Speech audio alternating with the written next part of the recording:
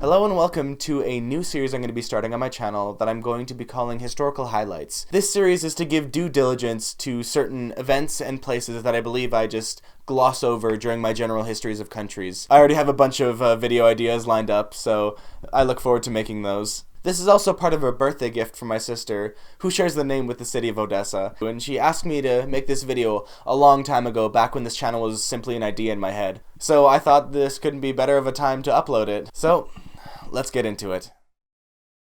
The foundation of the city began when Greek explorers landed on the shore and saw that this was a perfect place to build a port. This settlement gave Greeks access to trade with Eastern European tribes, and as time went on, the Greeks assimilated with the locals. The settlements along the Black Sea became city-states, but fell into the hands of the Romans as they conquered Greece. This isn't a certainty, but there is significant evidence saying that these city-states fell as the Romans did to the barbarian invasions. After the fall of the city-state, the Avar Khanate took control of the land, but this land was widely inhabited by a tribe named the Tiversi, who eventually freed themselves, but got themselves into a two-front war between the Kievan Rus and the Pechenegs. The Pechenegs eventually took control of the region of Odessa. This region was hotly contested due to its trade significance in having access to the Black Sea and access to many rivers inland. The region changed hands many times more, and none of their rulers adding much to the region, until the Lithuanians, who had conquered the region from the Golden Horde. They built a fortress where modern-day Odessa resides, that they called the Fortress of Kajibbe. This fortress was eventually overtaken by the Ottomans,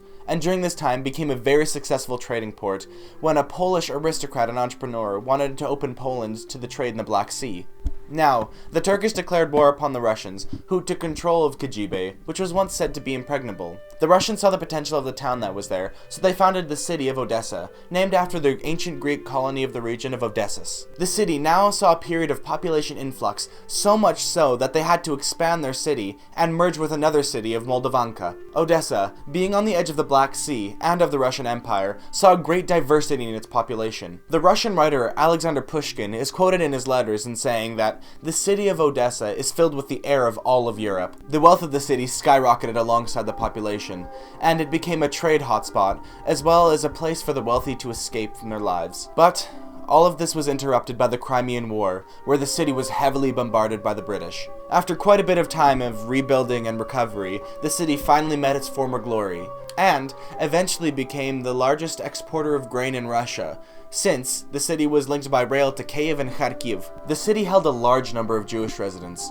nearly 1/3 of its population, but there were several instances of pogroms and several instances of anti-Semitism that led the Jews to flee. Many fled to Ottoman Palestine and Brooklyn in the United States. So many fled to Brooklyn that Brighton Beach is informally known as Little Odessa. Soon, a communist revolution erupted in the city, but this was before the Russian people were ready for such a thing, so the monarchists killed them in an infamous event known as the Blood of the Steppes. There was a second uprising, this time successful, and they created the Odessa Soviet Republic, but the Bolsheviks were pushed from the city after the Treaty of Brest-Litovsk. Odessa now became a part of the Ukrainian People's Republic, but once the Soviets invaded, it was occupied by French and Greek troops. The Soviet and White Russian armies kept gaining and losing the city until eventually the Soviets won. The city now saw two famines from Soviet policies, one accidental, the other one from the Holodomor. The Odessa Oblast, or province, lost 20% of its population in the Holodomor. When the Germans broke their non-aggression pact with the Soviets,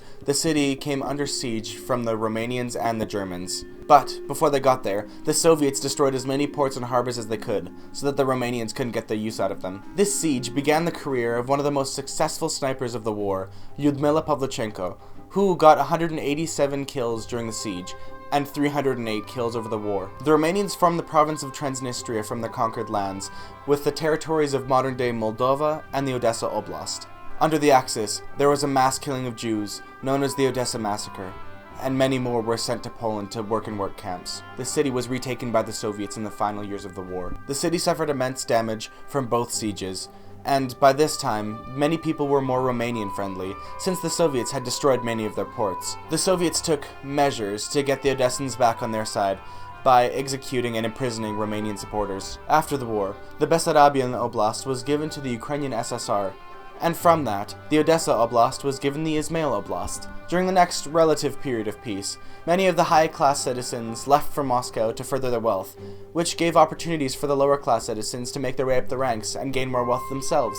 During Euromaidan in Kiev, supporters of the movement rose up in Odessa, but were repelled by government forces and pro-government anti-protesters. Many more minor movements and protests sprung up across the city, but these were met with less kindness. In the city, 48 were killed, and 123 arrested. The terror wasn't over though, as there have been several bombings since the protests. One individual was killed in a total of 5 bombings. Officials suspect that these bombings were carried out by Russians trying to cause mayhem in major Ukrainian cities. Despite these attacks, the city remains a popular tourist destination for many Europeans. I really hope you all enjoyed this video and support me trying something new, and thanks for making it this far. Finally, happy birthday, Odie.